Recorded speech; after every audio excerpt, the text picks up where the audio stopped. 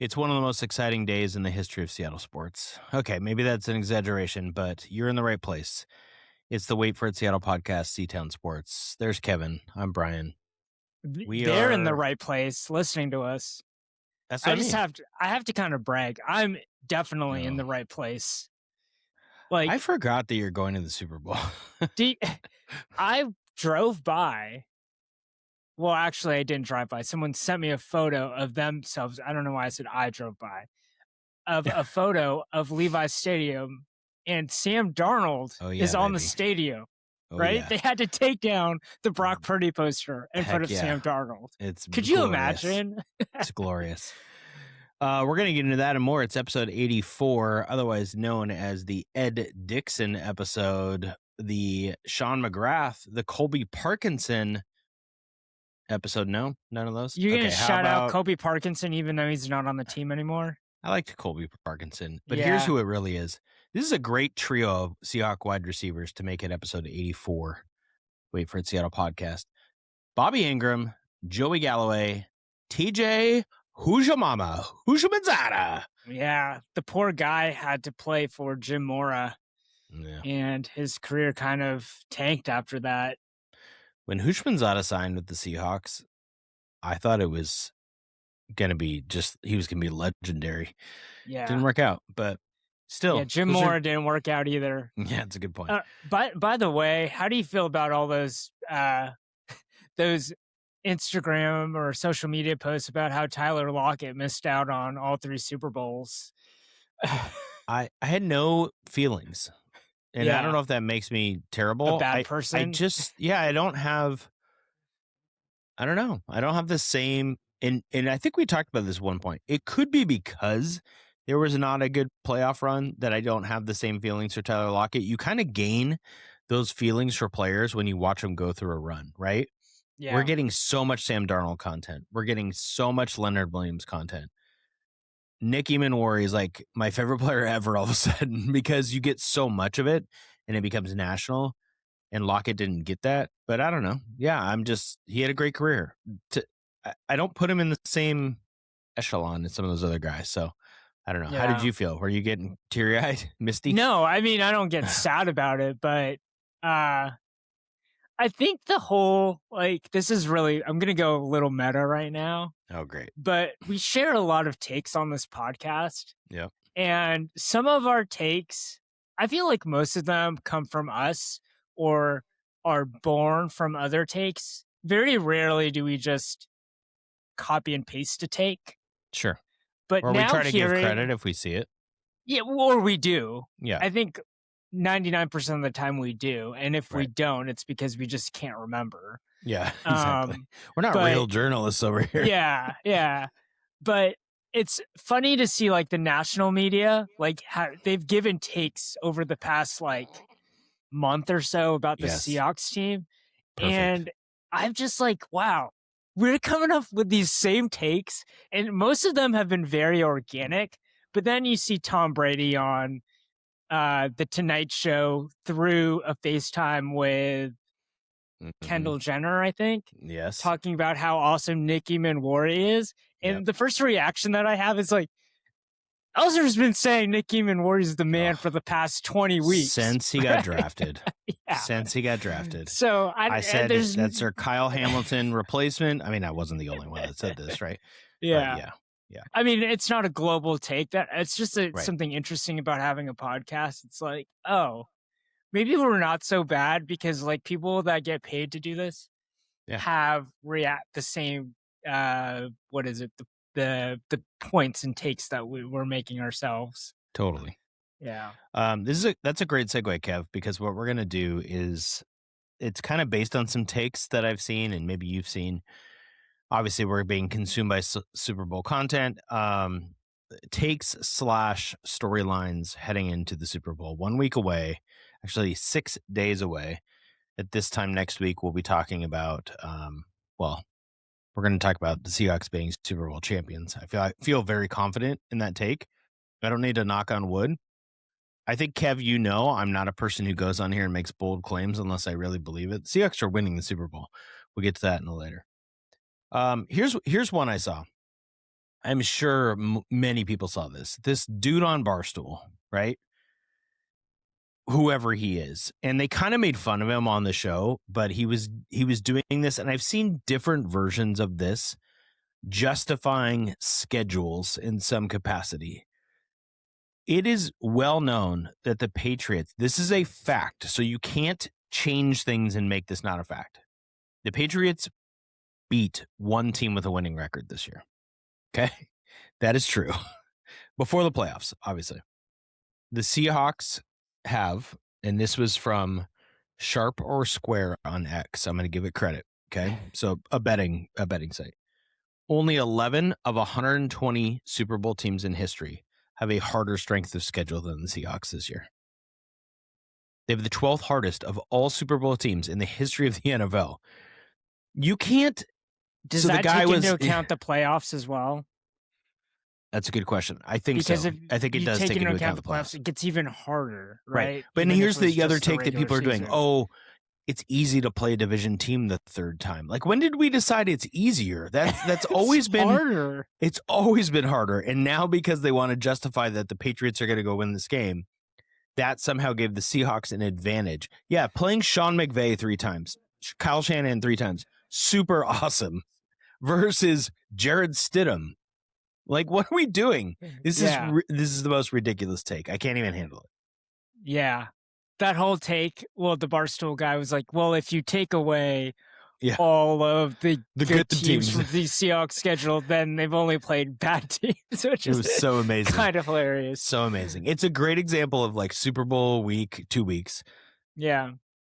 People are going to come up with reasons why their team will win, obviously, right? Yeah. And I'm going to give you a couple of reasons why the Seahawks what will give them trouble that people aren't even talking about. They're talking about things like the Seahawks didn't have a good schedule and the Patriots did, which is objectively not true. How about you just argue the things that could actually make the Patriots win the game? Like, try that. Here's the other thing about the schedule before we move on is that this is the argument Patriots fans should be making. Like, the NFL is not college football, right? Like, the NFL is the NFL. There's only 32 teams. Like, on any given Sunday, there could be an upset, right? So what Patriots fans should be saying is that, like, our schedule was easy, especially when compared to the Seahawks. That doesn't mean that we can't beat the Seahawks, right? They can't, but yeah. Yeah. I mean, even when Bill Simmons says they can't beat the Seahawks, like, something's up. Yeah. Robert Kraft is doing everything he can, reportedly. This is not fact, to distract the Seahawks from winning this game. A lot of rumors that he's the leak for the Seahawks going for sale. Yeah. All of a sudden, by the way, he has a lot of other different leagues to worry about, by the way. Him and Russell Wilson were both in those. Not today, documents. Satan. That was Russell's response on Twitter. That's great. If you haven't seen it, go look at Russell Wilson's expose. It is incredible. Not today, Satan is incredible. Okay. So you're on a streak. You mentioned Russell Wilson. I know. I can't. People loved your Russell Wilson take, by the way. Yeah, those are like a really well timed take. Great. I'm going to stay away from Russell Wilson right now. The Seahawks, this story comes out from a couple people. Sources say they're going for sale as soon as the Super Bowl's over. The Seahawks have denied this. It hit the Wall Street Journal, Kev. That's how big this story got. And the Wall Street Journal reported that the NFL fined the Seahawks $5 million because something in the trust. It's not really the trust, but it's like the agreement was that they would sell it. These aren't the permanent owners forever, right? Yeah. Which is what Paul Allen didn't want them to be. He wants to give the money to philanthropy, which is amazing. We never see this. We never see billionaire. We talk all the time about billionaires who do nothing for the community. And Paul Allen's like, I want all this money. And we'll see where it goes, but I'm sure it'll be amazing. Yeah. Hopefully, it's not another gym for Lakeside. Yeah. No offense, Lakeside. I have a lot of takes on this. Okay, go for it. First of all, the press conference today, Roger Goodell basically said he denies the $5 million fine. Right. And he basically said, it's up to Jody Allen when the team sells. The one thing that I can't get out of my lawyer head is, and disclaimer, views are my own, that no one knows what the trust says, or maybe Right. someone does and digs it up, but it could say like within X amount of years, right? Now, that doesn't mean anything about the NFL and the rules they have around trust, but it sounds pretty much uh like you can sell it when you want to sell it. Did Here's you the see? thing though, for Good. Jody Allen, like especially if the Seahawks win on Sunday, like the value of this team's never going to be higher. Yeah. And so if you're really about the NFL has an interest to do this, right? Because That's what everyone's saying. The yeah, owners want them to sell because it yeah, helps their franchises be more valuable. yeah, right. And listening to KJR, they brought on Canzano last Friday, who's a writer in Oregon who covers the Trailblazers and is familiar with Paul Allen owning the Trailblazers, which just sold or is in the process. Well, it hasn't gone sold. through, which is one of the things people are saying for the Seahawks timeline. Is we're looking at a couple months still until the Blazers sale gets finalized. The Seahawks aren't going to sell before that, so it's going to take a while. So Jeff Bezos is the name, and then someone said that's the presumptive favorite. And then after that, maybe an ownership group, because it's just going to be so expensive. Right. But the other name obviously is Steve Ballmer, who he doesn't have an NFL team yet. So why not? Feels like he would want portfolio? One, right? Wouldn't he want one? Yeah. I feel like he'd want one. But isn't he a basketball guy? Totally is a basketball guy. But I'm guessing he wouldn't mind owning the Seahawks. And he probably has the money. So both of those guys have the money for sure. I mean, we can get a GoFundMe, me and you together. Okay, I like it. Yeah, let's do it. Let's do it. And see how far we can get. The other storyline that could be distracting for a team trying to win the Super Bowl is it looks like Clint Kubiak is going to be the new head coach of the Las Vegas Raiders. We could talk in the offseason about whether this is a good move for Kubiak or not. I don't think that's the story today. The story is just is this bad timing for the Seahawks? Does it matter? What do you think? Yeah, some of it makes me think, especially after Oregon having both of their coordinators being announced before they played and then got trounced in the semifinal game. And it makes me think, is he truly distracted? And you have 2 weeks to prepare for an opponent in the NFL. That's more than enough time, honestly. It's not like these guys are...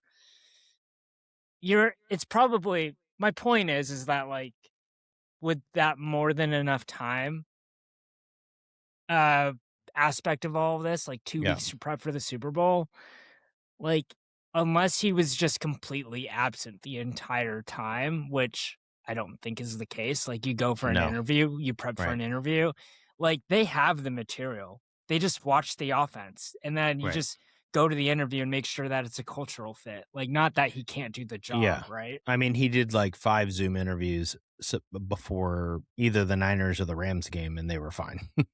So, on less time, right? Totally, yes. Yeah. Well, the Niners would have been 2 weeks after the regular season, right? Got it. Depending on when the interviews were.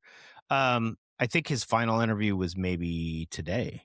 So, McDonald talked about this on 710 when he did his interview after the Rams game. He said basically he gave a lot of credit to a lot of guys on the offensive staff, not just Kubiak. They have a run game coordinator, they have a pass game coordinator, they have an O-line coach, they have a running backs coach, and there's analytics guys, and they came up with a lot of the plan, and then they present it to Kubiak. So all those guys are working on stuff, breaking down Patriot film. Also, Mike McDonald, he's going to support guys trying to go get a job, but that guy's so dialed in. I don't think it's going to be a factor in this game. Sam Darnold, as we know, could be a factor in this game. The Seahawks' inability to run the ball could be a factor, but I don't think this will be. People are just trying to find stories at this point. Yeah, I mean, that one, it seems like the biggest. That's bigger than, the sale's not going to affect anybody on the team. Yeah, I agree. But Kubiak interviewing and maybe potentially having his, attention in multiple places. theoretically could have an impact. Right? Hypothetical. Yeah. You're giving me a hypothetical? Yeah, I'm giving you a hypothetical. You are in the state championship with a high school basketball team, boys or girls. Let's just say Seattle Prep. So it makes you love this, makes the hypothetical stronger. More real. Yeah. Your associate head coach the night before the game says he can't make a game planning session because he has to or 2 days before the game, he has to prep for an interview with Eastside Catholic head coach basketball job. They're not in the state tournament. Okay. Are you just like, yes, go do it? Or are you like, a person's immediately fired? This is where I feel like people overvalue like Kubiak's got 24 hours in a day.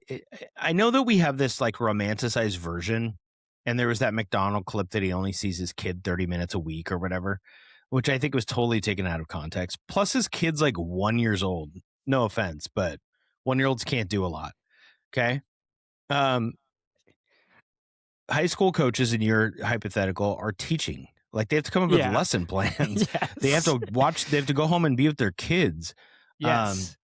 Football coaches also do other stuff. Like Kubiak probably watches like a little bit of maybe he's watching Stranger Things and catching up. Probably not. But maybe he's got a show he watches for 30 minutes. He's not watching film 20 hours and sleeping 4. Yeah. I mean, they have a staff who can, and with the technology they have, people pretend like they're taking these old reels of film and like cranking it themselves. The computer spits it out immediately, right? You want to say like, I want to see all 12 personnel, Seahawks plays against a 4-3 or whatever the Patriots are running. Like you could just do that. You could see the Patriots every time they face a running back who likes to take pitches right because Ken Walker goes right. They can watch all those in like so fast. And then they'll have some intern bring them a stat sheet that says what it is. Like it's fine. Kubiak's fine. All right. I was going to kind of, maybe the last one was the defense. This isn't as big of a deal. The Patriots do have a good defense. I want to like segue into a little bit of how I think the Seahawks what I worry about. Okay. I think the Seahawks are going to win the Super Bowl. I think they're going to beat the Patriots. I think the Patriots are going to have trouble scoring. Mostly because the line is only 4.5 though. And I challenge that's a big line for a Super Bowl. Okay. So that was my question. Because so it's a big line for a Super Bowl. Okay. Yeah. That's more than a field goal. So it's it's a bit like I can't tell you in recent years, but it's one of the bigger ones. And a lot of times, sometimes the 4.5 point favorite loses outright. A lot of times they cover when it's 4.5. It's almost always in the field goal range. They want money on both sides. That's the other thing. It's not so much. They have to find a line that gets them 50% money on both sides so Vegas doesn't lose, because all the bets are going to be like minus 120, right? Meaning you have to bet 12 to win 10. And if that's true, then Vegas is going to win either way. Yeah. So they know what they're doing, obviously. Mike McDonald is 3-0. This is from Seahawks Nerd on X. He's 3-0 and outscored opponents 99-37 coming off a bye week as a head coach. So winning is 2 weeks to prepare. He's never allowed more than 17 points. The Patriots over-under is 19.5 points. They're not going over that number. It's not happening. I'm saying it here first. You can clip it if you want. It's not happening. The Pats fans can come for me afterwards. I'd be happy to be like, you were right. Or like, that's the thing. Well, like, what are you going to do? Yeah, you were right. My prediction was wrong, but my prediction is based on information that I see and me watching football. Drake May is awesome. I am really worried about Drake May running the ball. He's athletic. Oh, so you don't even care if he can't throw the ball, which is like what he can throw. I'm not worried about this shoulder thing. I think he's going to be able to throw. Yeah, really? I don't think it's real. Okay. I think it's fine. Okay.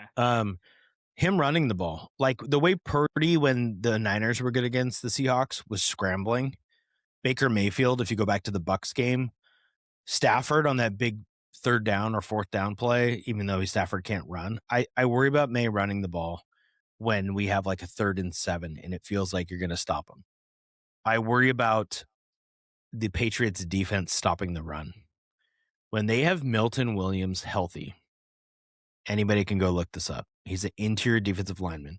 They are ridiculous stopping the run. They're maybe the best team in the NFL. I wonder if the Seahawks will run outside more. They kind of do already. If you think about those Ken Walker pitches and sweeps that he goes outside, they don't really run up the middle that much, especially without Charbonnet. And I'm wondering, I'm not a good enough podcaster to do this research. I'm wondering if the Patriots are as good with runs outside the tackle as inside, because Milton Williams is an inside defensive tackle. So I think that's where they might attack. There's a lot of talk about Christian Gonzalez and Jackson Smith and Jigba. I think he's a really good corner. But I think that's my concern, is if the Seahawks can't run and they have to pass and then they become a little Darnold heavy. I don't like that. And May scrambling for yards. Those are my two worries. The part about the run game not getting going is this kind of the recipe of how they beat the Niners both games is just like controlling the game. Yeah. And so you didn't have a huge margin of victory. I'll look correct. No. Wait, didn't they crush the Niners in the playoffs? 41-6, yes. Yeah, sorry. I'm thinking of the other game. Shaheed returned the kickoff and all that stuff. Yeah. So the game prior to that, like 13-3 in week 18. It still felt like a blowout. But it felt like a blowout because the 49ers offense never really got a chance to get going because the possessions were limited. Yes. Right. So here, right, if the run game doesn't get going, then you start to worry, well, like if Sam Darnold throws a pick and then we're giving Drake May multiple chances, like eventually you're in the NFL, eventually you're playing a team that's made it all the way to the Super Bowl. Like they're going to toss some touchdowns, score some touchdowns. He's an elite deep passer. I just don't think he'll be able to do it given 50-50. Like we don't turn the ball over a bunch. Given that the possession is even close to 50-50, I don't think May's going to be able to do that against the Seahawks. I was just surprised to see his numbers of 35 touchdowns and 10 interceptions. He's great. Like I looked at those numbers and I'm like, man, a second-year quarterback putting up those numbers. Also thinking like, all right, the schedule thing, right? Like obviously you haven't played the Seahawks, right? And this is a second year, and I don't know if you put any credence into like inexperience, but this stage, literally, there's no bigger stage than this. Right. You're second-year quarterback, and you're facing a defense that's throwing things at you that you can't decipher. I think that's legit. And that's what this Mike Macdonald defense has done to it took Stafford a couple times, right? Like a couple games.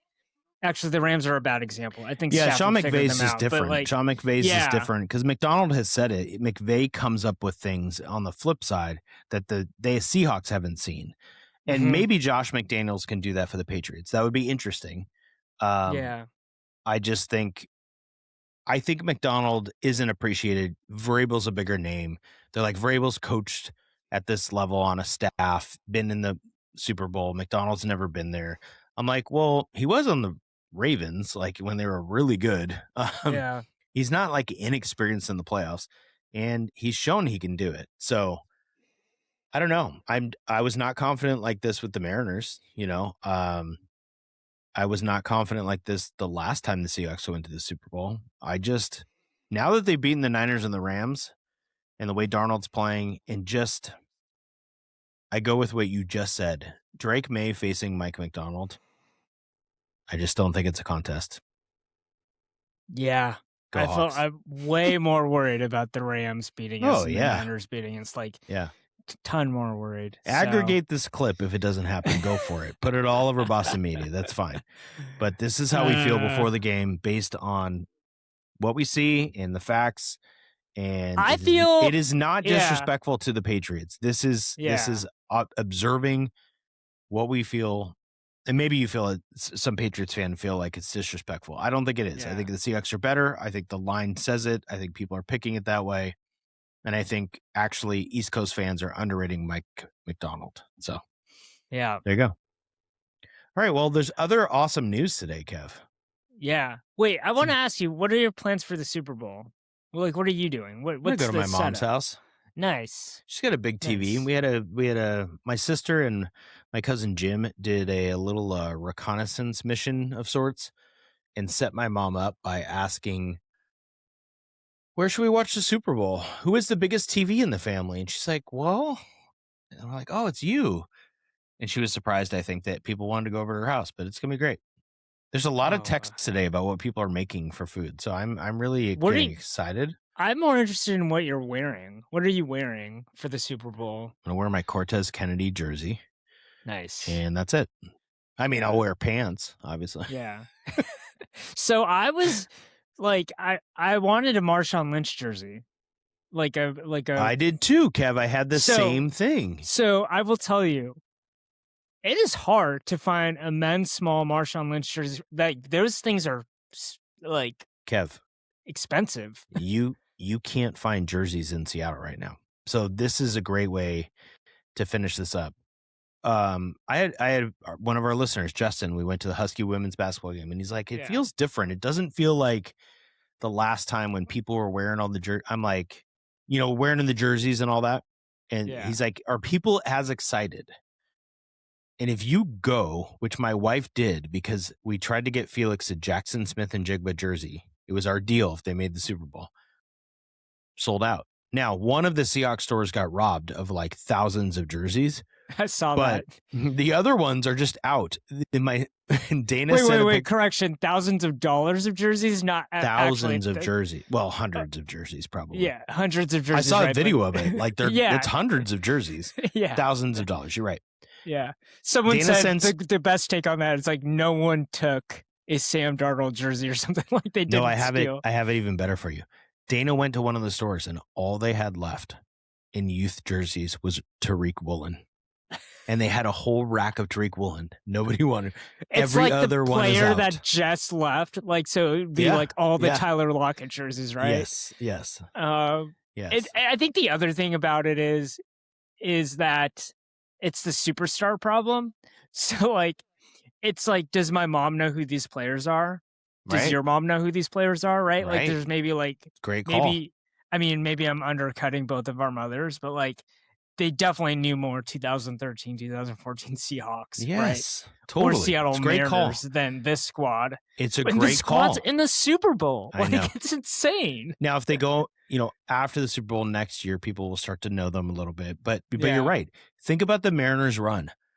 How many people know Cal and Julio? How many people know Josh Naylor? I posted on my Instagram a picture of Josh Naylor. Now has his picture up on First Avenue on the silhouettes, which is awesome. And it's him bat flipping. It's so cool.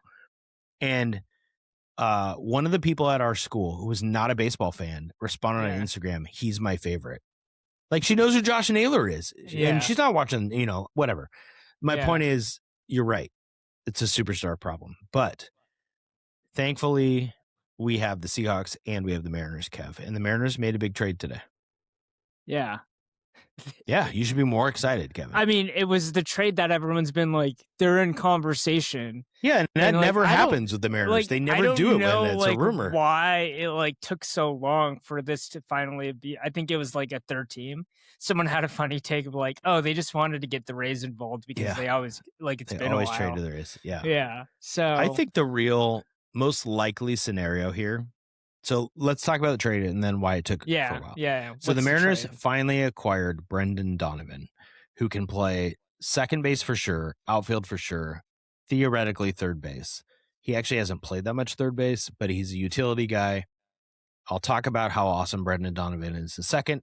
They had to trade away Ben Williamson, Sinche, the switch pitcher, who's maybe not a switch pitcher anymore, but throws hard, and Ty Pete, who is their 11th or 12th overall prospect. So two top-ish guys and a competitive round B draft pick in 2026. I'm going to act like I know what that is. It's just like in between the first and second round. It's based on like when you lose guys in free agency type of thing. It's like a platform 9 3/4 round. Like it's so weird. Like it's between nice round reference, 1 Kev. That was good. round 2. It's kind of, it's good players. You can get a good player in that place. So the Mariners, it's a great trade for the Mariners. It's not a bad trade for the Cardinals at all. In fact, you could say the Cardinals won this trade, but for what the Mariners need, it's awesome. the Mariners were very close to entering the season with Cole Young at second and Ben Williamson / 20-year-old Colt Emerson as their third baseman. Gino Suarez signs in Cincinnati. He's gone. Mariners Can you clearly. believe he only $15 million for I can a totally guy believe that it because he strikes out so much. Yeah.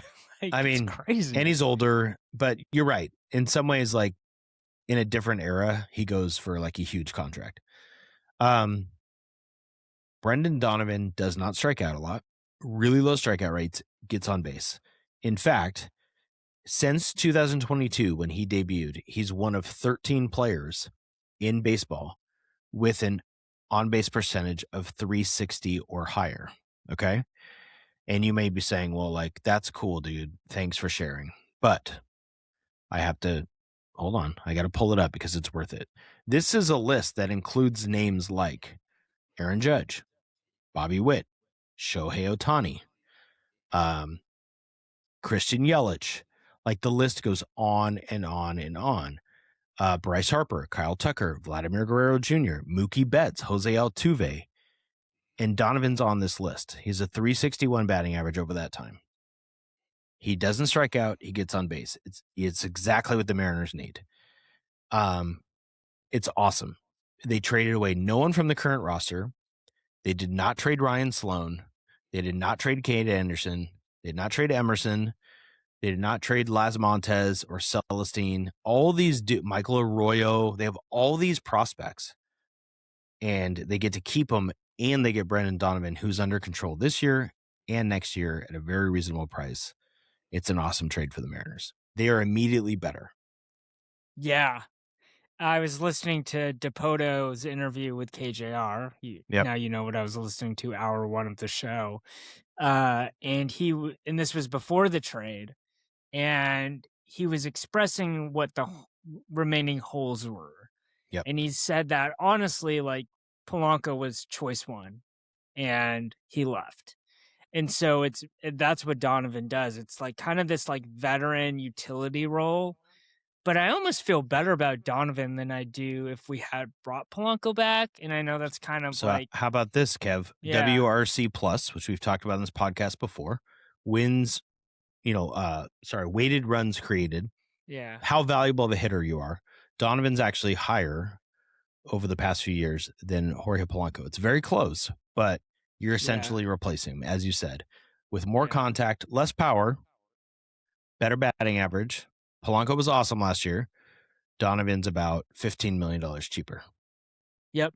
Right? Yep. Like, now, if you sign Polanco and they get him for that deal, and they don't trade for Donovan, you don't give up any of your prospects. But there is a point where, like, all these guys can't be on the roster. They're not all going to work out. That's what they ultimately decided with Harry Ford, right? Which was kind of the most obvious to us. Like, oh, you have a potential future Hall of Fame catcher. Like, you just got to trade Harry Ford away. Yep. And the guy they are keeping, Colt Emerson, who they weren't going to trade for Brendan Donovan, DePoto's comparing him to Junior. Not really, but like he said, it's like Junior when he debuted in 1989. He's going to knock the doors down on the ceiling. Whatever that analogy is, he's going to blow the doors off, right? Yeah. I told you this on this podcast. I went and saw Colt Emerson in person at Everett last year. And if you see him in person, you will immediately be like, that guy's a stud. There's something about the way he hits, his body, the way he moves. I'm all in. I want him to be the starting third baseman. I want Donovan at second with Cole Young on the roster playing sometimes. Donovan can go to third. He can go to left, whatever. I want Colt Emerson at 20 years old being the starting third baseman 100%. Okay. I think he's special. And every team that has a ceiling, think about like those Dodgers teams and Cubs teams and whatever, Red Sox, Yankees, they always have like a rookie who's part of that lineup who kind of pops. I guess it could be Cole Young. I think it's going to be Colt Emerson. Maybe they'll wait till May to start his service time, but I think it's like Julio. Who is the guy on the Blue Jays that was killing us? That was the young dude. Or it was the pitcher. I'm thinking of his Savage. Yeah. No, you're right. Yeah, he came up. But he was the rookie pitcher. Yes. Yeah. I think the comparison here is Julio. When Julio went to spring training, DePoto said, we're going to give him the chance to win the job. Everyone's like, he's not going to win it. He's 19. and he won the job, and they made him the starting center fielder. I think that's exactly how they view Colt Emerson. Yeah. They traded Ben Williamson. They don't really have a backup plan other than Brendan Donovan playing third. And I don't think they want to do that. I think they think Emerson's going to be the guy. It's awesome. I think you should be really excited if you're a Mariners fan. And everyone else is excited because Kev, guess what? Fangraphs projections, Mariners 86 wins. Sounds low, but it's the same as the Yankees, highest in the American League. 5 games better than the Astros. 6% chance to win the World Series. Dodgers, 28%. We won't talk about them. They're also projected on the same place to win 99 games, which is absurd. DraftKings, gambling website, recommend. Mariners, 3rd highest odds to win the World Series behind the Dodgers and the Yankees. What? And the Yankees, the only reason they're second, Kev, is because you have to make it low odds because people are going to put so much money in the Yankees because they bring in tons of money, right? Yeah. Also, the Yankees are good. Like, let's not kid ourselves. They still have Aaron Judge. They're still very good. Yeah, but they're more likely to make the playoffs than the Mariners because of that division, right? Like, I feel like the AL West is harder. When you can say that's the a good Rangers, question. We could talk about that as we get Astros. closer. I don't know. Yeah. I don't know. The Red Sox have a lot of talent. The Blue Jays are in that division. Oh yeah, forgot. You know, about that. like the I don't know. I don't know if that's true, but DraftKings has them at 89.5 wins over under. Yankees or Mariners? Mariners. It's awesome. Yeah. And the offseason's still not over, right? So those I think it's over. could I mean, change. you're right. You're right. But Yeah. like this was the move that they were holding on to is Brendan Donovan. So you should be excited if you're a Mariners fan. Brendan Donovan's going to hit at the top of the lineup. I just want you to if you're a Mariners fan and it's been a tough go for a while, I just want you to hear this for a second. Ready? Some combination of this. Donovan, Arozarena, Julio, Cal, Josh Naylor at the top of your lineup. So beautiful. It's absolutely beautiful. Just soak that in. It's beautiful. Those words are beautiful. Sorry. I don't want to throw a wet blanket, but like then I think about the Dodgers. But we're not comparing to the Dodgers. But here's the other thing though. Here's what I like about what you just said. Compare it to the Astros. You can actually take out any of those names and you'd be like, okay, I'm okay if someone takes an off day, right? Like we're still okay. Like it's kind of like in the regular season when you need to give Cal Raleigh a break, which he doesn't take many breaks. Like that lineup's still loaded without him, right? Like it's awesome. It's not like the Mariners of 2008, 2009, 2007. Like any season besides. Here's the Yahoo Sports, not Seattle Times, Yahoo Sports headline. Mariners projected lineup after Brendan Donovan trade is potent. Thank you. I appreciate that. I like that. I didn't say anything about Colt Emerson in that lineup, who I love. Victor Robles, maybe he's good, maybe he's not. JP Crawford. I mean, come on. This is a great lineup. Yeah. Great lineup. I'm so excited. Pitching's going to be back. Kirby's working on a cutter. Dude, I love the Mariners. I can't help it. I'm excited for the Seahawks, but I'm a true baseball fan. Yeah. Okay. Couple things that came out of FanFest that I think are relevant for the Mariners. First, Mariners.tv. So they have a streaming service now where you can watch your Mariners games. You can't, but anyone who's in the region up here can watch Mariners games. Mariners.tv. It's replacing Root Sports. If you have cable, apparently it's just going to be a channel. I'm assuming if you have YouTube TV like I do, you have to get the app, and it's like $20 a month. It seems great. What I hope they do, besides not showing reruns of this season's games, I hope that they just show like random That'd replays be so awesome. From like random one of the things that I loved about the UW channel is every once in a while they'd put like the UW like the God, these are some of my favorite memories of my dad. But he would just watch the UW, the old games that they put on the TV. Yeah. Like, so if it was like Apple Cup week, that whole week, they play an Apple Cup game, like the full telecast. I hope that they do that for the Mariners, like where we could just relive like the best games in Mariners history. We should put this They on gotta do Instagram. it.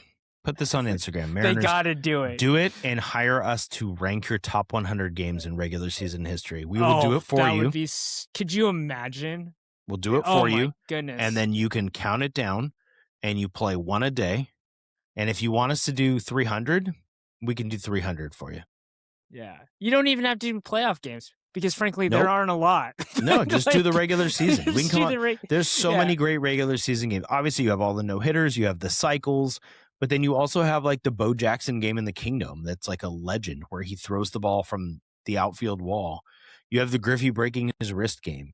You have classic Edgar games. You probably have some amazing 2001 games. Or how about the game where Stan Javier makes this insane catch in right field? See, I could do this for days. John Olerud hit for the cycle one time. Like, I want to watch that game again. Like, yeah, we need all these. Kenji Jojima game. I'm sure he went off for like a 2-home game. Yeah, like, come on. There's probably a great Julio Cruz game from the 80s. I think there's a Jim Presley 3-home run game. I'm in on that. We can just keep going. Just Omar Vizquel making ridiculous plays. Yeah, with all the anniversary stuff. We got Gaylord Perry stuff back in the day. God, you could have Randy Johnson's best games for when he gets put in the Hall of Fame. Like Randy Johnson, 19 strikeouts in the Kingdom, and Mark McGwire hit a ball that went off the scoreboard in the Kingdom. You know what game I want to watch? They had a Back to the Future game that I went to in person. Heck yeah. In the Kingdom. David Segui had no sleeves on. No sleeves, baby. Base. I'd love to watch that game. Yeah.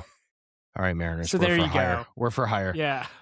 Okay, so that was one. Number two, related to uniforms, Kev. Josh Naylor comes out and they announce they're getting rid of the Sunday cream uniforms, replacing it with the Seattle Steelheads uniforms for all Sunday home games. The Steelheads were the 1946 Negro League team in Seattle. It's an anniversary year. They're also giving money towards I think it's nonprofits related to African Americans in baseball, and those jerseys and uniforms are awesome. Sick. They're so sick. I am going to buy one right away. I was thinking the same thing. It's probably going to be Naylor, although he's technically not African American because he's from Canada. So I'm like, but he is black. So I'm like, maybe I want to get a player from the team that's black and that, you know, the jersey would, like, all the jerseys would pop, but like it would have extra meaning because there's a meaning behind the jersey. And you and me are history buffs. So like this whole thing about like the Negro Leagues being honored. Yeah. It is just such a great educational moment for every baseball fan. And not just talking about kids, because adults in this day and age could use some education, right?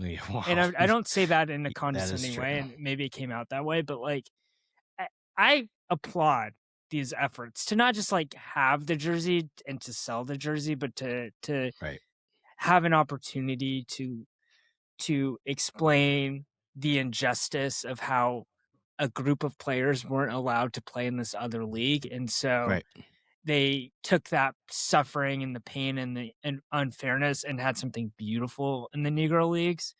By the way, Ken Burns documentary, like baseball, it does a great job of like, I think the best job in terms of explaining and telling that story. So anyways, that turned into a whole thing, but no, it's fine. It is such an awesome thing. It is pretty interesting. The story of the Seattle Steelheads, they only played for 1 month. Which is kind of funny, but they were also the Harlem Globetrotters originally because they were owned by, so the guy Abe Saperstein, who owned the Harlem Globetrotters basketball team, founded a baseball team and called them the Harlem Globetrotters before they combined with another team to become the Seattle Steelheads. So the Steelheads are the Harlem Globetrotters, which is insane. And they played at Sick Stadium down on Rainier, and they only played for 1 month before they folded, which is very sad. But they did have a guy on their team named Cannonball Barry, which is worth the price of admission. So wait, so how many games did the Steelheads play if they only play for 1 month? Like 10 games? Many, yeah. I don't know that for sure. Yeah. but That's not a lot. crazy. Not a lot. Yeah, it is crazy. So, yeah, they played.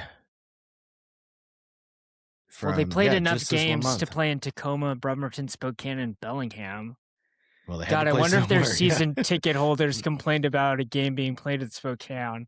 Anyways, it's there's lots of great stories you can find. Yeah. The KUOW did a great story about it. They're part of something amazing. They played their first game June 1st, 1946. Was their first game. So, and in 1947, Jackie Robinson became the first Black baseball player in Major League Baseball. So it's very cool that they're wearing these on Sundays. As we said, the uniforms pop. They look amazing. It's a great, great thing. So we've got Mariners.tv. We have Steelheads uniforms on Sundays, which is awesome. By the way, related to jerseys, I want a Felix Hernandez jersey, like you want a Lynch and I want a Lynch jersey. And for some reason, you can't get these jerseys. Like they don't sell Felix Hernandez jerseys. They don't sell Marshawn Lynch jerseys. This is where and I don't know if there's some like, I don't know. There's something obviously there, right? Somebody owns the rights or something that's happening that is preventing it from going on. Like I've always thought if the Mariners just sold so many random players, wouldn't somebody buy a Stan Javier jersey? There's got to be people out there who are like, I loved him. Mark McLemore, right? People would buy these, I feel like. So I don't know the licensing or what's going on, or maybe it's just cost benefit analysis, but certainly Felix Hernandez jerseys would sell. Yeah. Anyway, so that pisses me off. But that's what I got to get. I got a Lynch jersey and a Felix jersey. The other one that they revealed related to Mark McLemore is they're going to have a statue in center field of McLemore and Cameron holding up the American flag when they won their 116th game in 2001.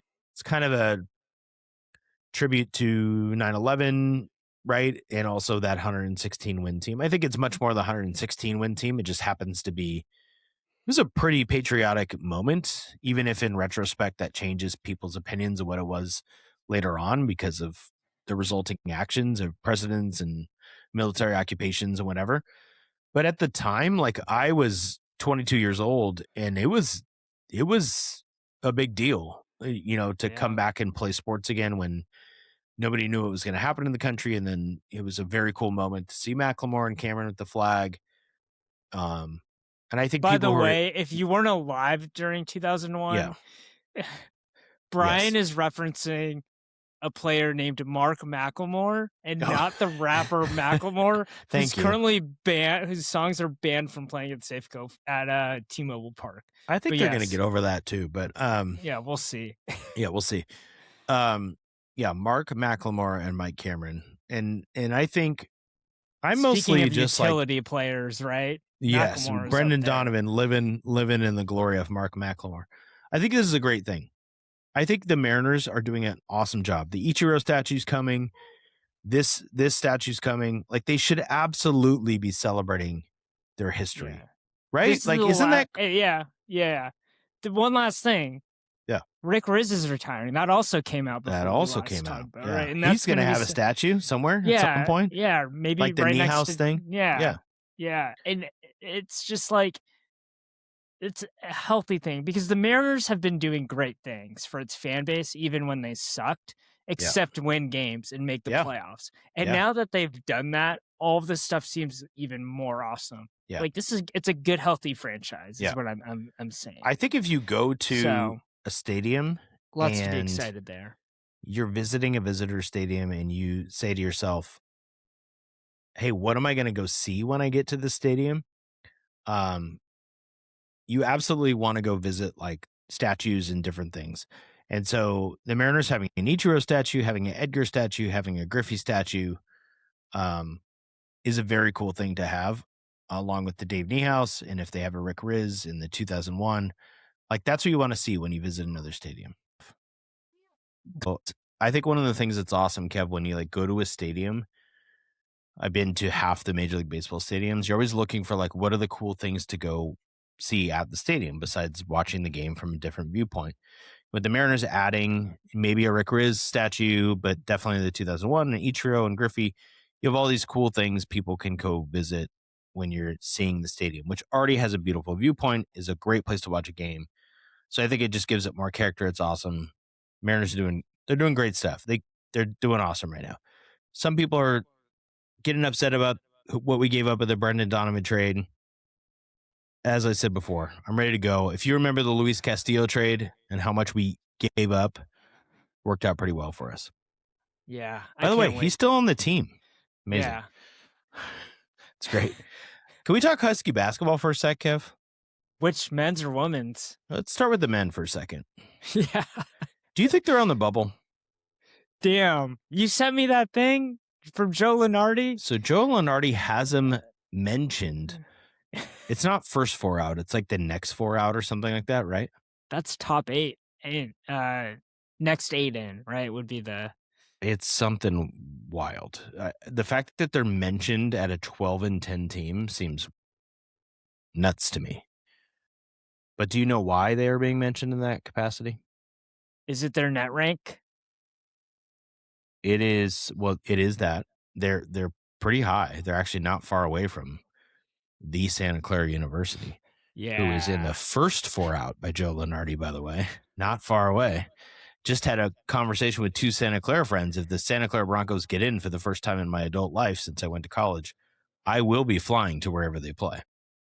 That's going to happen. But people don't care about them. They care about the Washington Huskies. They have the number 1 strength of schedule in conference of any power conference team in the country right now, so far. So they've played the hardest schedule among league opponents of anybody, SEC, Big 12, whatever. They're entering a stretch here of very winnable games, theoretically. I went and looked and I thought, even if you're conservative, there's a chance that they finish above 500 in the Big 10. If the Huskies finished above 500, would they be a tournament team? Doesn't help that they lost to Seattle U, but I don't know. Our group text, shout out to the person that I'm not going to out them here. Sure. They said, hopefully the tournament committee doesn't look at game tape, because if they saw the game tape, the Huskies would not make the tournament. Oh, damn. That's rough. The truest of true, because if you listen to this podcast, you know we've both watched this team and we probably fall in the same camp. Like, is this actually a tournament team? That's a great point. If I've watched I'm gonna watch them. I don't think so. I'm going to watch on Wednesday. They play an 8:00 game. I should be able to watch it. They're playing Iowa at home. Because I haven't watched them in a while. I've been listening on the radio a little bit or, watching clips, but I haven't really watched the game. I want to see if they're playing better basketball. I actually think without Desmond Claude, that's helped fix an issue, which was like, there just seemed to be too many players that could score. This sounds stupid, but like, we know that they don't have shooters, right? Right. But when you get on the court with 5 guys, you don't need 5 guys that can score. You really only need 2 to 3 guys that can score. You need guys that can rebound and guys that can pass. Yeah. And Desmond Claude was just another dude that could score. And so you have Claude in there, you have Diallo in there, you have they had Yates, they had Yates. Like, it just seems like, okay, like there's no rhythm to the offense, because none of these guys were, like, the combination of guys on the court wasn't conducive to a rhythmic offensive system that we see with the woman, right? Yeah, I mean, the problem the Huskies have is, while Joe Lunardi has them in like the first 8 out or whatever the heck you want to call it, right? They're at least like relevant to Joe Lunardi. I've looked at other people on Twitter or X, sorry, and found posts like, here are 15 teams for 8 spots. St. Mary's, New Mexico, Cal, Virginia Tech, Miami, Indiana, UCLA, Santa Clara, yeah, baby, Texas, Missouri, Seton Hall, George Mason, Ohio State, Oklahoma State, San Diego State. And this person is saying 15 teams for 8 spots. Husky's not even in the mix, right? So it just feels like it's not going to happen. Yeah. I will say, on the really negative side, like, I was at let's go really negative. I was at the San Jose State Boise State game, a nice Mountain West battle. Still can't figure out why you went to that. I had a friend that came to San Jose and we like to watch basketball. And that Great. was the Good only reason. game.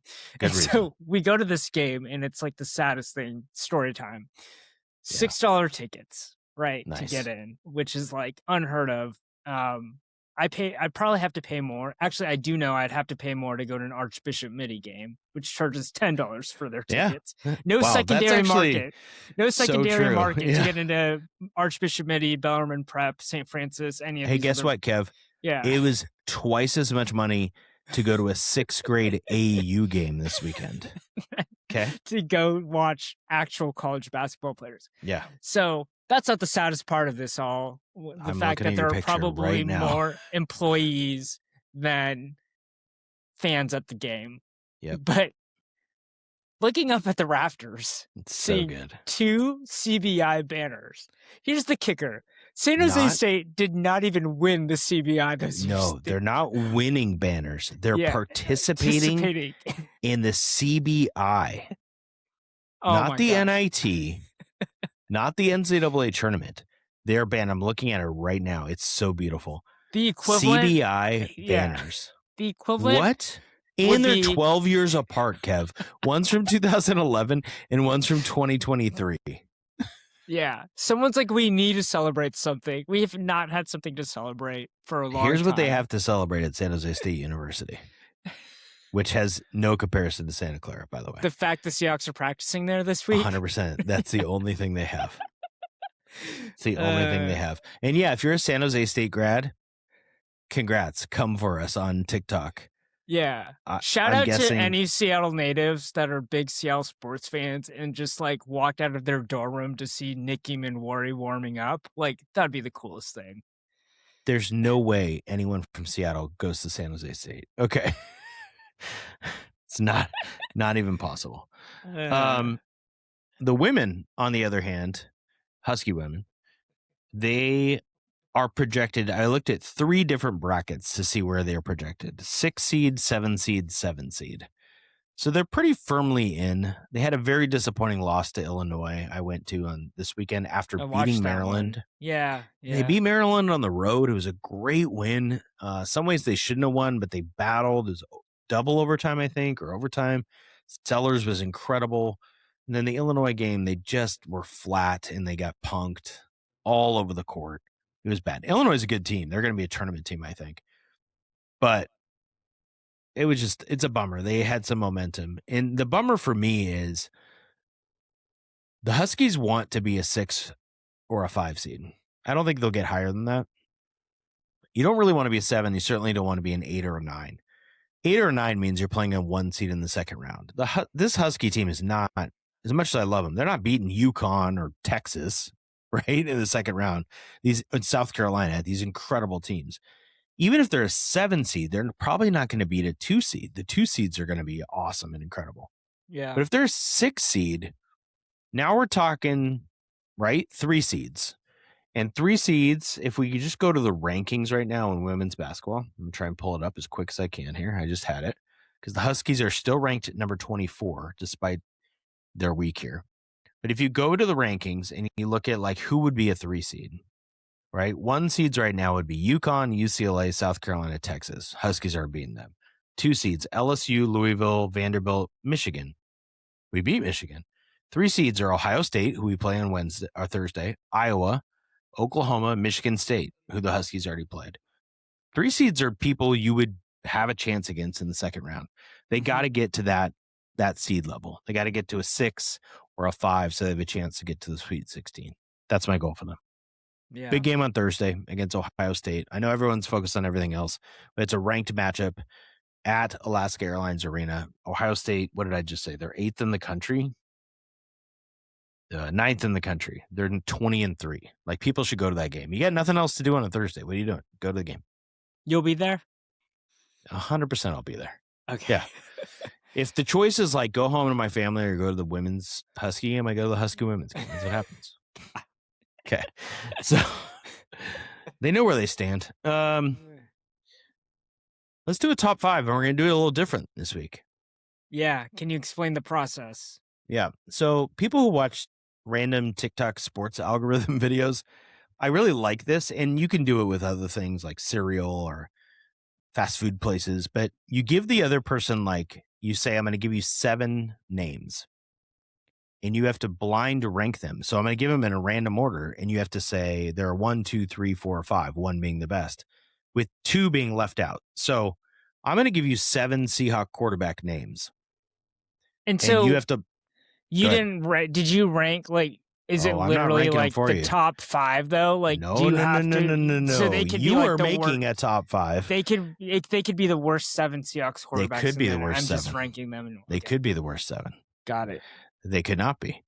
You can. So remember, you can rank them 1 through 5, or if you're like absolutely not, you can exclude them. And your goal is to make the best top 5 you think you can. Obviously, doing it blindly. Got it. Let's do it. All right, ready? Yep. John Kitna. I love him because he was. You gonna rank him? You gonna rank him, or are you gonna exclude him? I'm including him. Okay, great. I feel like you're gonna burn me with all the guys from the 80s and 90s, but I'm gonna put him at number 5. Okay, Kitna's 5. Stan Gelbaugh. Oh, leaving him out. Okay, Gelbaugh's out. Warren Moon. Oh, this is good. Warren Moon. Are we saying his Seahawks stats specifically? As a Seahawks quarterback, yeah. As a Seahawks quarterback. And he played for like the Oilers too. Didn't he play in the CFL too? Yeah, like if you went all time, Moon might be your 1, but I'm doing more as a Seahawks quarterback, yeah. Yeah, let's put him at 3. Okay. Russell Wilson. Number 1. Oh, look at you. Seneca Wallace. Ah, really? Leave him out. Okay. So now I'm stuck. So you got 2 left. In spots Sam 2 and 4. Darnold. Okay, so I put Moon at 3. I have to put Darnold at 4. Last one, Dave Craig. Oh, number 2. It's actually not bad, Kev. It's not bad. So I think because you didn't know I wasn't going to give you Hasselbeck, right? Because that would obviously be 2. It would go Russ 1, Hasselbeck 2. I think that's fair. I didn't give you Gino. I wasn't going to do that. I'm not ready to talk about Gino. So your ranking order blindly. You did this blindly. You did a great job. Russell 1, Craig 2, Moon 3, Darnold 4, Kitna 5. Yep. And you left out Stan Gelbaugh and Seneca Wallace. You did a good job. I could have made it harder. I could have gone like instead of Moon, giving you like John Freeze. So you had to rank one of those guys. Yeah. But there you go. It's kind of fun. I like it. All right. All right. I'm going to give you Husky men's basketball players. All time. All time. Okay, I'm ready. I'm writing it down as we go. Okay, good. John Brockman. Oh, man. He's got to be on the list for me. He's 4. He's 4. Yeah. Okay.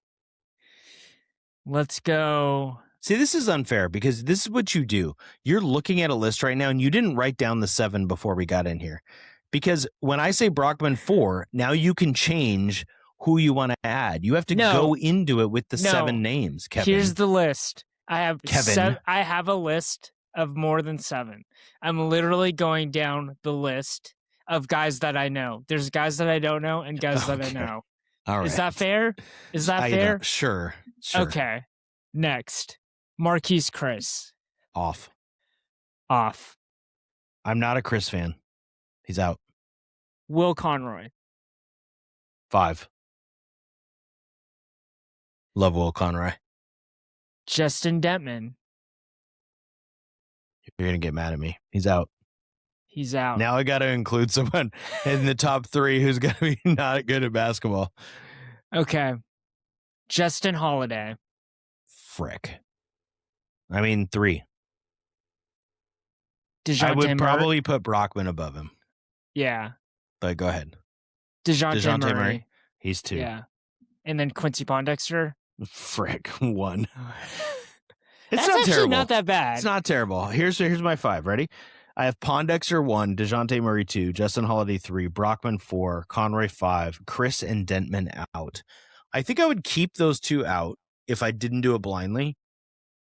And I'd probably put Brockman 2, Holiday 3, Murray 4, Conroy 5, maybe switch those last two. And mine's based on impact, not stats, right? Like Conroy played and then on it's some real totally different if you're like, who's the better NBA player, right? Right. Well, Brockman's NBA career is incredibly underrated. He had a nice little 3-year run, 4-year run. Yeah, Pondexter had it. Yeah. Murray's the best pro, right? Out of those guys, or maybe Holiday? No. Yeah. Not Holiday. He's not the better Holiday. There's 3 of them. So that's kind of fun. It's kind of fun to do the blind ranks. It also gives us, we've been doing this 84 episodes. We got to add something different a little bit of time. I think one of these times, especially when we're in spring training and talking about the Kraken, which is going to make you miserable, we'll have to like blind rank sandwiches or something like that where it's not sports. Yeah. Actually, I wouldn't be opposed to that. Of course you wouldn't. It's great. Yeah, it's good. Speaking what can of make this year better? Yeah. The Sonics just coming back. There's a big game this weekend. Gosh. Can you believe it? I'm still in shock that they're in it. Oh, I thought you couldn't believe that we got Brendan Donovan. I'm in. No. Go Mariners, baby. All right, we're going to be talking about a Seahawks victory next week. Here we go. All right, go Hawks.